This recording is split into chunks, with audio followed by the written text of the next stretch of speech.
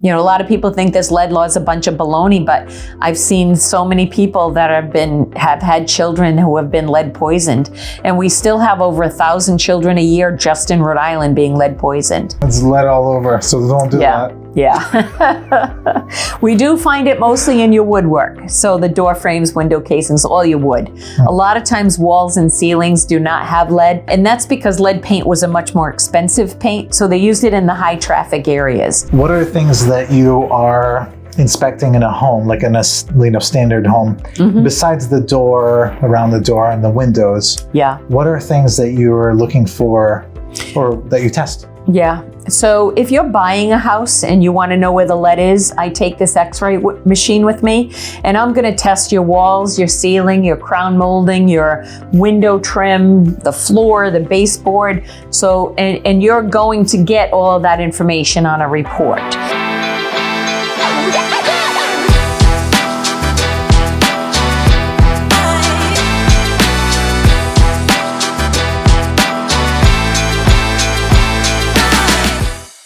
Welcome everybody, I'm Kamil Sarji, the host of Just 2 Minutes, and today I have Sharon here. Sharon, you want to tell us about yourself? Sure.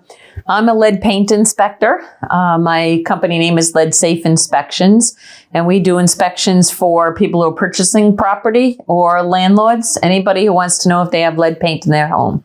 Awesome. Welcome to Just 2 Minutes. Thank you. It's great having you here. Thanks. If you're in Rhode Island, you should know Sharon. She's the lead expert. Yeah. I've been doing it a long time. That's why maybe, but I appreciate that. Absolutely. Yeah. Thank you for coming down to get interviewed for my show. Okay. So Just 2 Minutes is just a bunch of random questions that I'm going to ask you. Okay. Nothing to do with lead. Oh, then why you have me here? All right. Okay. I'll try my best. All right, here we go. If Superman can see through anything with his X-ray vision and his X-ray, why can't he see through lead? I don't know, because it's a thicker material, or I don't know. Jeez, I mean, the guy could do anything except look through lead. I think that's why they want to get rid of lead. So maple syrup. You know, Yeah. Yeah. How about maple syrup in coffee? No. French toast? Yes, definitely. Chocolate strawberry pancake? Oh yeah, I'd throw a little whipped cream on that. How about broccoli salad? Oh God, no. Okay. French fries? Yeah. Let's have How about vinegar the French skinny fries? ones. Oh yeah, I'm an Englishman. I definitely like that. So why do people commit crimes? I don't know. Is it maybe because of the adrenaline maybe that it gives them? Or is it because they're desperate, they need food, or they need money? I don't know. So these people commit crimes, they're in jail. To punish them, if we said for 1 month you cannot either have milk or orange juice or can't have Netflix for a month, what's the worst punishment that we can? You can live without milk and orange juice. You can't live without Netflix. Okay. Netflix is a definite. All right. That'd be torture if you took Netflix away. Yeah, I totally agree. So a frog and a turtle, they're arguing. They want to see who can change their color to red. All right. Well, guess we got to cut it off. That's it. That was it. We ad-libbed a little too much that time.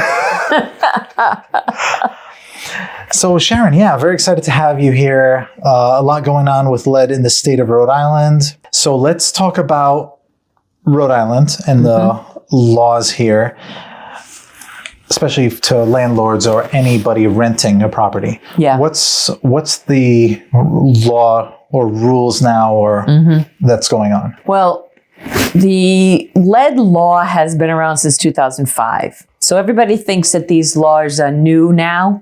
The only thing that's new is some changes to enforcement and ways that they are going to enforce it. But the lead law has been around since 2005. All landlords were supposed to have lead certificates done on their property. And the problem is nobody was doing it. And because nobody was making them. If nobody was saying, you know, why would a landlord spend a couple $100 on a lead inspection if nobody's asking them for it? And a lot of people, or it's not that they want their properties to be unsafe for the tenants, they just don't know. So a lot of landlords don't realize how severe lead poisonings can be and how dangerous it is. So I get a lot of people complaining that this is just, I don't know, the state making them do something again. But it's really about protecting families, and especially families with young children. But bottom line is, all landlords were supposed to already have lead certificates done on their property, but now you're being forced to do it now. And so you have to get your lead certificates on your property. And they have to do this every 2 years. Yeah, the certificates do expire after 2 years. Now, you can potentially renew your own certificate as a landlord, depending on whether or not the tenant stays there. If you have a tenant that stays for 10 years, every 2 years you can renew your own certificate. There is a process. Yeah, there is a process for that. You do have to take a 3-hour seminar, learn what to look for, then go into the unit, see if there's anything that needs to be touched up. But for instance, chipping paint, then you want to do that yourself. And then you can fill out an affidavit saying that you have done a walkthrough on the property, and you send in the class certificate, the affidavit that you signed, and my original certificate into the Department of Health, and you can renew your own certificate for another 2 years. Now, yours will expire, though, the day the tenant moves out. So let's say I do it now. My certificate's good for 2 years, even if the tenant does move in that time frame. But then you do it yourself in 2 years, and let's say they stay there another 2 years. You do it again, but then 6 months later they move out. Yours stops, and then you have to call us back in again.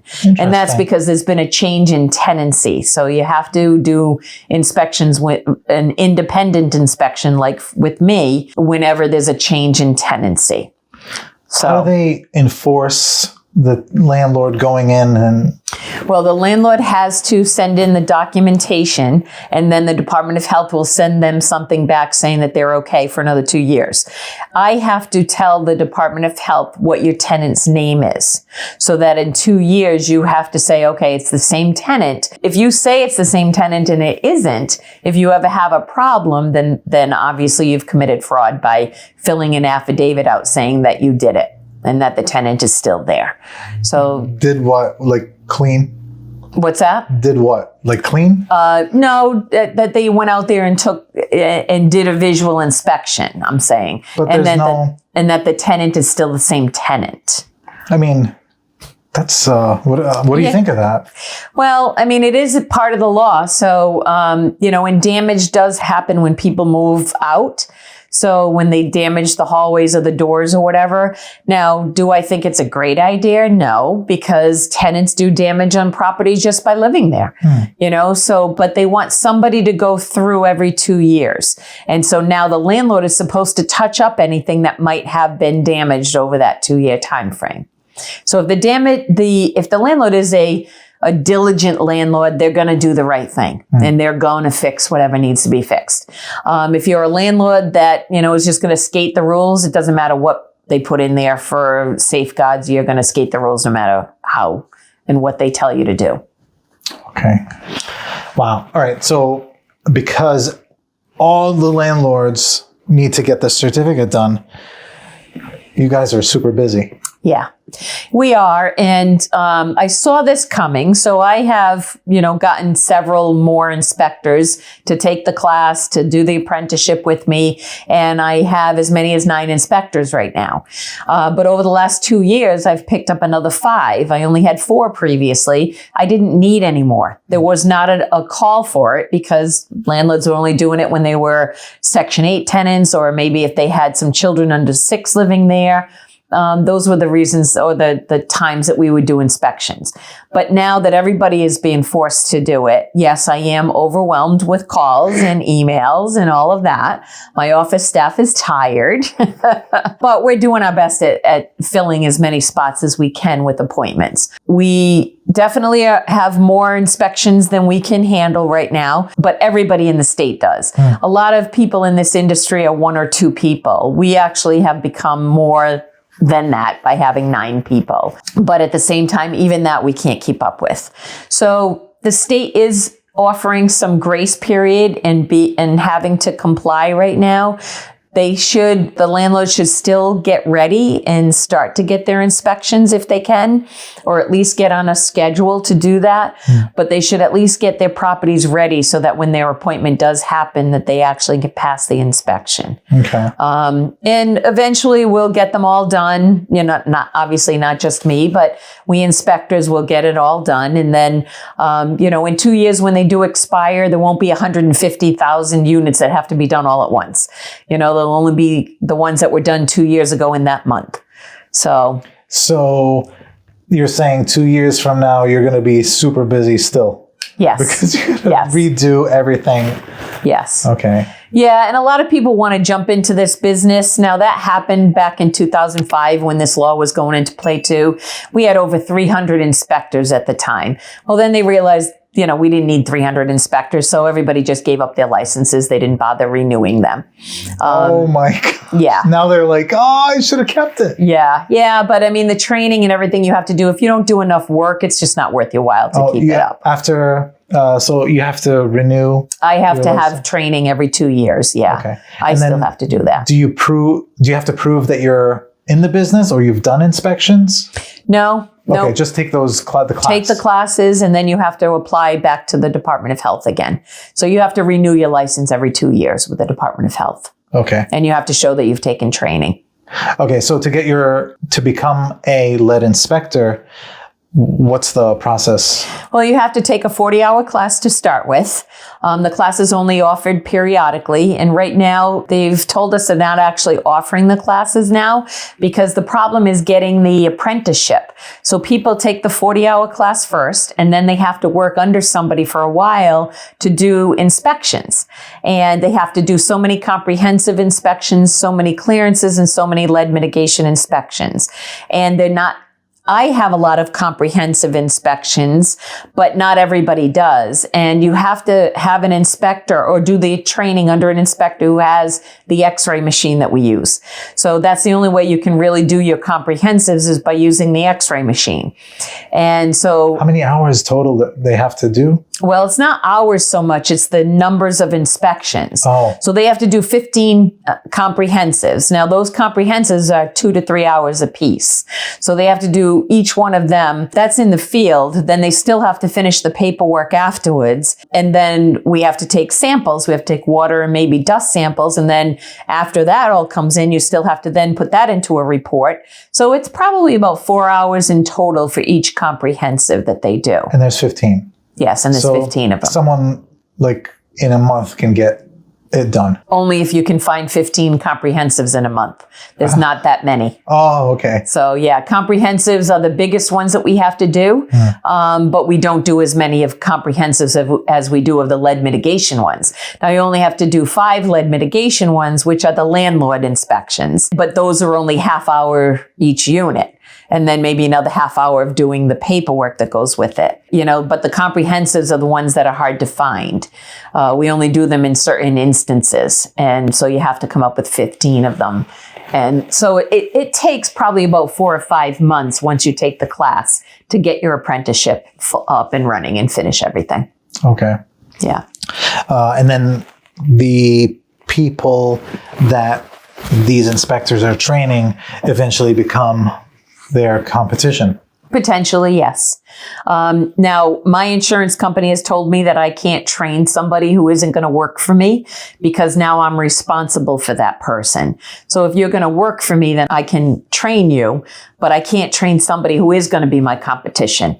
Only because once you go out and you're doing your own thing, now I'm responsible because I'm the one that trained you. Of course, obviously, I don't know how insurance all works and all that liability works and stuff. At some point, you've got to be on your own, but, I'm not in the business of doing training. So my insurance doesn't cover me for that. Okay. So what are things that you are inspecting in a home, like in a standard home, besides the door, around the door and the windows? Yeah. What are things that you're looking for or that you test? Yeah. So if you're buying a house and you want to know where the lead is, I take this x-ray machine with me and I'm going to test your walls, your ceiling, your crown molding, your window trim, the floor, the baseboard. So, and you're going to get all of that information on a report. So the report is the machine gives me a number. The number tells me whether or not it's lead. And then I also assess whether or not that is safe. So you can have lead paint and it can be safe, but I'm going to assess that too. So I'm going to assess whether or not it's damaged. If it's lead and it's damaged, that's a hazard. If it's lead and it's maybe intact and not some type of a friction, then it's still safe. So this room right here could have 50 different readings on it. And then I might go to the kitchen and there might be 75 in a kitchen because I'm going to test all of the inside of the cabinets and the drawers and the shelves, and inside closets, I'm going to test your shelf and your shelf support and the pole that's in there and the baseboard that's in there. Oh my gosh. It's lead all over. So don't do that. Yeah. We do find it mostly in your woodwork. So the door frames, window casings, all your wood. A lot of times walls and ceilings do not have lead. And that's because lead paint was a much more expensive paint. So they used it in the high traffic areas. So that's your door frames and your window casings because that's what you're constantly bumping into. Okay, I want to talk about the gun real quick. Yeah. So this gun, does it look like a cool gun or a futuristic gun? It looks like a radar gun like the policeman would use on the road. Okay. So, and I hold it just like that. I hold it like they do. I put it on the surface, I pull a trigger, and it's going to read right through the layers of paint and tell me if there's any lead in that paint. So do they sell it at like Home Depot? Or? Yeah, no, I wish. No, there are manufacturers that are going to sell it to you, but it's going to cost you 20 grand. And then the material that goes into it is an x-ray material, and it only lasts about 1.5 to 2 years maximum. And then you have to send it back to the manufacturer to put that material back in. Mm-hmm. And that's also going to cost you over 4 grand to be able to get that material put back in it again. Okay. So if you put this on a wall and I covered up the lead paint by putting a drywall over it, can it penetrate and grow? It will read back about 1/4 inch. Now, there have been times where if you put, like, let's say you have tongue and groove wood in your hallway, and then you put a sheetrock over it. I might not read the tongue and groove behind it. So it's gonna read through about 1/4 inch. It might not read all the way back. For instance, vinyl siding on the outside. You have this siding, let's say shingle, then you put weatherization board, and then your vinyl. I can't read through all of that. But I can read through the metal that's outside around the windowsill and the window trim. But if you have 10 layers of paint, I'm going to be able to read through all those 10 layers of paint. Wow. So it's not going to read through a wall on top of a wall, but that's okay because it's encapsulated by another wall. The only problem would be if someone puts a hole in that wall. Now something from behind it can come through. So if you're scanning, there's lead paint on the surface and behind it, you'll be able to see that and behind it. Yes. Okay. Yep. Because if it was Superman, he wouldn't be able to. You can't see through that wall. I can't see. But this gun can This gun is better than Superman. Oh my God. That's technology nowadays. Wow. Yeah. Yeah. It's actually pretty cool. Yeah. This machine's pretty cool. Yeah. I remember when you did it at the co-working. Yeah. And you pulled it out. You were telling everybody you had a lead class, and I'm sitting there like, oh, please, please. I hope there's Let there not be lead in my wall. I don't want to be embarrassed in front of all these people.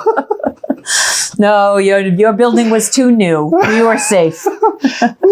I don't But not know this about building. here, though. I'm looking Yeah. at this Oh, building, my and we God. might not be safe here. Oh my gosh. Well, your building is safe. I got to say, this is still safe. So even though this could be lead right here, Yeah. it's intact and it's not some type of a friction. Uh-huh. So that can be 100% lead and still be safe. Okay, so I want to talk about the, enough talking about the gun. That makes me Yeah. nervous. What about so when you're taking surface tests, what's that thing look like? Is it like a Q-tip kind of thing? No, or- we don't do that. We take dust wipes as the only samples that we're going to take for landlords, all right, for the landlord inspections. Now, somebody purchasing a property, we're not going to take any samples whatsoever unless they choose to maybe ask us for a water sample or something. But when it comes to landlords inspections, we're just going to do a visual inspection only. And that's just assumption is everything is lead. As long as it's intact and not some type of a friction surface, it doesn't matter if it's lead. So we're technically not testing the paint. Now, you may say, well, that's dumb. Why not test it? Well, it's expensive. So to use that machine, the time it takes and the protocols we have to follow, it's an expensive inspection. So the state came up with this visual inspection only, as long as, again, this surface right here is safe because it isn't chipping and it's not a friction. So when we do a landlord's inspection, it might only take us half an hour versus 2 or 3 hours for the other type of inspection. And so that inspection is going to be visual only. If you have chipping paint, we're going to tell you to paint it. If you have something that's rubbing, and that would be like an old door that's rubbing on the door frame, we're going to tell you if it's rubbing that you have to shave that door down and make sure it's not rubbing any longer. Okay. So when we do our visual inspection, the first thing we're looking for is chipping paint. Second thing is old wood windows. They can be a problem. We can go over that if you'd like, but old wood windows can be a problem. And then doors that are rubbing. We also will look in your common hallway, and your stairs going upstairs have to have rubber or carpeted stair treads if they're painted, because your foot rubbing on that stair is another type of friction. And then on the outside, we're also looking at the soil around the foundation. So from the foundation, we look at like 5 feet out to make sure your soil is covered. Now, grass, mulch, gravel, anything is a covering. So we do that visual inspection first, and then we're going to be taking dust wipes on floors and windowsills, and those go to a lab. And then once they come back from the lab, as long as they're pretty much lead-free, then we can issue the certificate that you need. So when you take samples, you do the wipe. Yep. And then you say ID number 486 is the floor in the Exactly. kitchen. Is that how you do it? Exactly. Okay. Yep. We have to tell the lab the dimensions that we took, because you can have a certain amount of lead per square inch. So we would do either a 12 by 12 square or 12 by 24. That's the maximum we can pick up. And we take a swipe. We put that swipe in the bag. We label the bag. We have a chain of custody that goes with it. That all gets sent to the lab.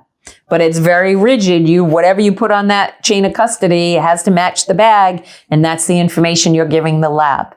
Once that comes back from them, they give us a number of what's in that bag, how much lead was in that bag, if anything. Hopefully none. But if anything does come back with some lead in it, then we have to go back and resample. So we're going to give you a call. And once we do the inspection, you don't want to hear from us again. So if we call you, that's a bad thing. If we email you, that's a good thing. So we've emailed you your report and your certificate and you're done. Or if we're calling you, it's because your dust wipes didn't pass.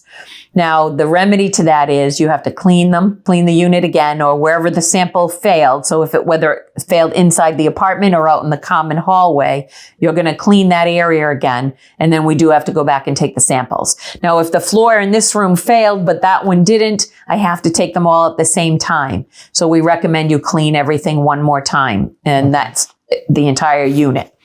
And then we would have to come back and resample. So if they say this guy, the samples came back positive for lead in the kitchen, all you're coming back to do is just the kitchen floor, not everything all over. No, that's not true. It's the other way around. We're taking everything over again. So we have to take a minimum of 3 samples, and then there's always a blank. So we have to send in 4 samples to the lab. The blank is the scientist part of it to prove that there's nothing on the blank before we even get started. Oh, okay. So let's say I take one in this room, I take one in the kitchen, I take one upstairs in a bedroom. If the upstairs bedroom fails, I still have to take all 3 of them over again the next time I come back. And the doors and windows, or no? When you say the doors and windows, what do you mean? Because you tested the door. I don't have to test the doors and windows. Well, you mean as far as like doing the visuals inspection? Yeah. Oh, no, because it's okay. I might have looked a little bit myself if I come back the second time, but it's usually only a couple of weeks from the first time to the second time. Okay. Unless there's some damage that has happened and it's visible and we do see it. Yes, but most of the time it's just taking the samples and then we're off again. Okay. Yeah, we don't have to actually physically look at everything all over again. So aside from the lead that's in the house, what about lead pipes going to the house? Well, the way they train us in the years of our training, they say what might have been, let's say, a 10-inch pipe out in the street years ago might only be 8 inches now. And I don't know if those are the dimensions, but whatever the pipes are in the street, the lead has the water has minerals in it, and it kind of encapsulates those pipes. So if you talk to a plumber and they cut a pipe, they can see that sludge that's built up in that pipe. So those are minerals. It's nothing dangerous. How many inches is it? I don't know. Oh, I don't know. Like 10. If it was 10 inches. No, I'm saying that. I'm using that as an example. I don't know what the pipe. Let's say the pipe was 10 inches, and maybe it's only 8 inches now, and so an inch on each side has sludge. Gross. Yeah, it sounds gross, but a plumber will tell you it's not bad. It's not stuff that is dangerous to us. It's just whatever encapsulates that pipe. So I don't know the dimensions, but whatever it is, the water doesn't necessarily touch the pipes any longer. So now the pipes are going, or the water's flowing through those pipes, but not really touching the lead. And then once it goes from there, it comes into the house. So the lateral that comes from the street to the house could also be lead. But even that may have already been replaced. The street may have already been replaced, but there is also some money for the cities and towns to replace those pipes that the government has given out so that they can do that more so now and be able to start replacing more and more of the pipes in the street. But then you get from that, from lead pipes in the street and the lateral, then you had lead pipes in the house. Well, I don't see very many lead pipes in the house anymore because they're so old they would have deteriorated by now. So then you would go to copper. So they would replace it with copper. Copper solder, the solder that holds the copper pipes together, also had lead. Now, if you're living in the house and the water's flowing through the pipes on a regular basis, the lead is not an exposure based on just the solder. I have done vacant units though, vacant buildings, especially single families that have been vacant a while. And I've taken a water sample for the buyer and they do fail. And that's because it has sat in the pipes for some length of time. The remedy to that is flush your water out, run all your pipes for 10 or 20 minutes, get all the water out of the pipes, and then let it sit for another 6 to 8 hours. And then we come in and resample. And as long as that comes back okay, then you're fine. But we don't find too much in a residential house that's been lived in. Like when I do these comprehensive inspections, one of the samples I have to take is water. And so I don't find a lot of them fail. They fail more in buildings that have been vacant for some length of time. Interesting. I didn't know that water, you test for water also. Only in the comprehensives. The landlord inspections, they do not require it. And part of the reason is we don't find it a lot in the water. So what is comprehensive? A comprehensive is where when we go in, we're testing all of the different painted surfaces from ceiling to floor. We talked about that with like somebody purchasing a property. We might not do a full comprehensive. We might test just one window in this room. We would test one door potentially, where comprehensive is I'm testing 4 windows here, every single door frame, all your baseboard. So a comprehensive is literally that. It is every single solitaire. 4 walls, a water sample, dust samples, soil samples outside. So we're testing every single surface. where somebody's purchasing a property. If I had to do a comprehensive, and the real estate agents would be very unhappy with me that I am there from morning until night to do that comprehensive. So what we do though is all of these windows have the same wood. So if I test one window, all the rest of them are going to be the same. If they're different windows, I definitely test different windows. But same thing with your doors. If you have the same doors, the same door history, they're all going to be the same. But with a comprehensive, you have to test every single surface. And water is included in that type of assessment, because we do so many of those water samples and realize that they're not really the biggest problem when it comes to poisonings. It's mostly paint. So with the landlord inspections, they don't even require the water anymore. What other comprehensive that you haven't mentioned? That's pretty much it. Yeah, that's it. Wow. Yes. Okay. Yep. So you mentioned soil. Can you talk about that? Sure. Yeah. Now, soil is contaminated on all old buildings. The reason for that is right now we're environmentally conscious. So we scrape our houses nowadays. We're picking up the paint chips. But years ago, they didn't do that. So 100 years ago, when that first layer of paint was put on there and it was lead, 20 years later, it has to be painted again. They're scraping those particles. Those particles go into the soil. It never goes away. Unless you take that soil out and throw it away, it's still going to be there 100 years later. So soil, it always has lead in it. Now they figure from the foundation maybe out 4 or 5 feet. That's the area that paint chips might have fallen and would have gotten into the soil. Middle of the yard, nobody cares because the paint chips aren't going that far. So from the foundation out 4 or 5 feet, that area is where we expect to find lead. So you just have to have it covered. Now you don't want to be planting any root vegetables that like a carrot or radish or anything in the soil because it might have lead absorption. So you want to plant those further away from the house. But now to make sure that that soil is safe, as long as kids can't make mud pies in it, then it's considered safe. So if they can play in the dirt or the dog can run through it and bring it into the house, grass, mulch, gravel, that's all you need to cover soil to make sure it's safe. Okay. The landlord's inspections, the things that we look for, we could talk about that a little bit more. Windows is the biggest problem. So old wood windows in a historical building, for instance, those are difficult to be able to pass an inspection.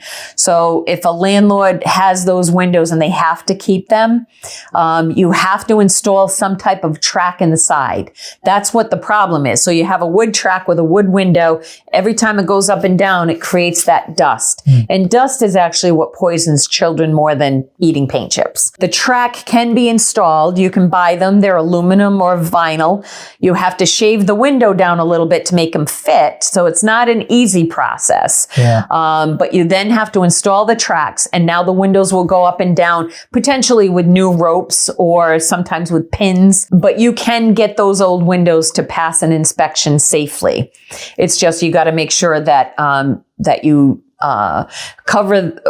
install the tracks, cover the window well, make sure all the paint is intact. And then some landlords will say, well, my windows are stained. The outside of those windows are definitely painted. The inside might have been stained, but the outside always has lead on it. If they weren't, then the rain and everything else that gets on them would have ruined the windows by now.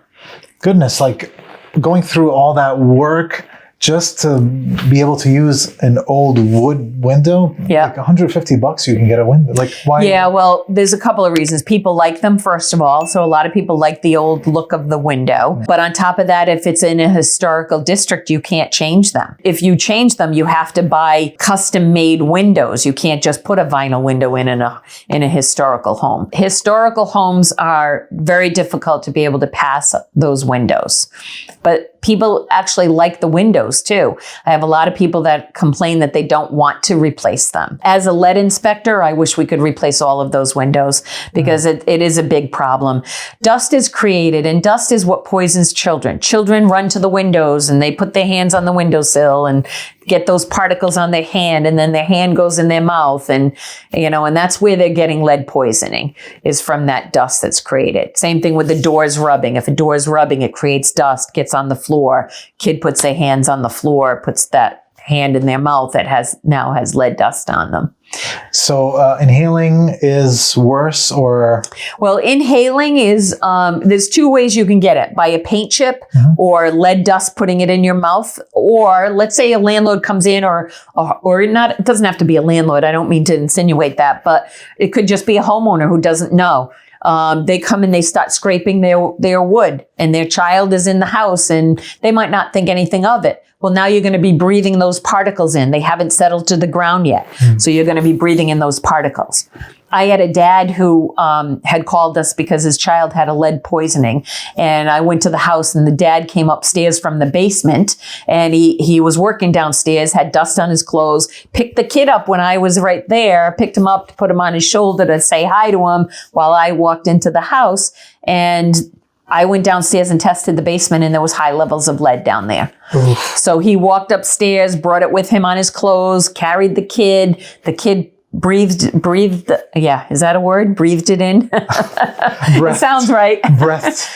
And so, the dad was poisoning his own child without even realizing it, but nobody knows that stuff. Unless you actually look into it, or somebody who has been lead poisoned. It's not like anybody's saying, oh, I don't care about poisoning children. That's not the case. No. It's just being ignorant to the issue. And I don't mean that in a bad way. I just mean literally you just don't know. A lot of people think this lead law is a bunch of baloney, but I've seen so many people that have had children who have been lead poisoned.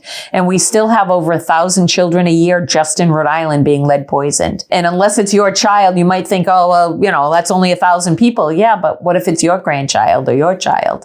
That 1,000 now matters. Only one matters to you, So kids, does it do anything to adults or even elderly? It does do something to adults. Now, we have to ingest more than a child does, but it's fatigue, pain in joints, loss of appetite, cataracts, impotence, young people. If somebody's a young man and he's a contractor, he shouldn't be working with lead paint without a respirator.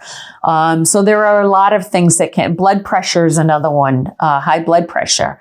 There's a lot of symptoms. Kidney disease is what the effects are down the road. So I had one contractor who took our class. He went back and he was an exterior painter. He went back and had his blood tested. Now mine is 0. Yours should be 0. His level was a 72. And his doctor told him his kidneys are going to fail as he gets a little bit older. So that's what you're dealing with when, you're a contractor, especially, and exposed to it on a regular basis. Most likely probably inhaling the most? Yes. Yeah, he's not eating paint chips. Yeah. But a lot of contractors don't think lead is anything to worry about, so they don't consider even wearing a respirator. And the little doctor masks don't really get you too far. I've done construction a lot of times too, and I did it prior to me being in this business. I renovated a lot of properties, and I'd wear those doctor masks, but you still take them off and you still get all that junk up your nose, They're only so good. You really need good respirators when you're a contractor. I can imagine, you're breathing it in, inhaling. Your mouth is wet, so it's like absorbing into your mouth. You're swallowing. Yeah. There you go. Yeah, and it just gets in the fibers of your nose and your mouth. Yeah. So dangerous. It is dangerous. Yep. So that's why Rhode Island's trying to... That's why Rhode Island is enforcing this now. I think I said already, the lead law is nothing new, but the enforcement is new. So now we're dealing with fines. So if you don't have your lead certificates, you can be fined $125 per unit per month. And then there's also a registry that all landlords have to register. They want all of the landlord's contact information. And if you don't register, there's a $50 per unit per month fine. So that's a total of $175 a month. Now, excuse me, I've had landlords say, well, I'll just up my rents by $175 and I won't do it and I'll just pay the fines. Well, that's going to happen for a short amount of time, but I'm sure somebody's going to go after you, whether it's the Department of Health or the Attorney General, or somebody's going to force you to do it. Yeah. So you're only going to get away with that for so long. Can they say, hey, listen, I have an appointment set up that I've called in 2 months ago, but I'm waiting. I'm on the waiting list. Or Well, right now, the registry, you can't tell them that, but they are not fining anybody right now. The fines were supposed to into play on October 1st. So they have put a grace period out there. They're not really telling us how long, but right now it's hard to get an appointment. And if you do it several months out, they realize that that's a problem. So they're not enforcing the fines right now. So in the winter, just get your property ready and get on a schedule somewhere, and then wait for your turn to get your inspection. And be ready. And be ready when we come. Yes. Because if you're not ready, we're going out a second time, and that's going to be several months later. And I don't remember if I've said this already, but make sure you clean. That's the key. Change your water often. Use paper towels to clean your windowsills and that, just to make sure that you don't recontaminate the water. Yeah. Let's change the water, like window mop. Do like a 10 by 10 area, 10 feet by 10 feet. Okay. Change the water, bring in new water. If you're using a mop, you're going to keep putting it back into the bucket. So you don't want to pick it up on one side of the room and deposit it on another side. Yeah. Awesome. Great information. So how do people find you? Well, my company name is LeadSafe Inspections and Consulting, Inc. We are out of Rhode Island. Rhode Island. Of course, we're out of Rhode Island. We're out of Lincoln, but we do the whole state of Rhode Island.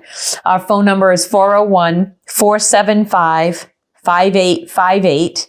And then our email address is theleadpaintguy@gmail.com. And yes, it does say guy, and I am a girl. But I can't say the lead paint gal because I have men who work for me too. So it's the leadpaintguy@gmail.com. And we'll be glad to help you. We will try to give you as much information before we even come out. We're going to tell you what we look for so that you're going to be ready when we come out. We'll even email you a list of what we look for. And make sure you follow the list. That's my best advice. We'll take care of you when we get there. Awesome. Yeah. Thank you very much for stopping by. Sure. All right. My agent's got a squad. We all own the zone. In-house help, so they ain't doing it alone. They focus on clients, negotiating win, while the back end's hand 'em, man, that's how we spin. I hand 'em business, watch 'em all climb.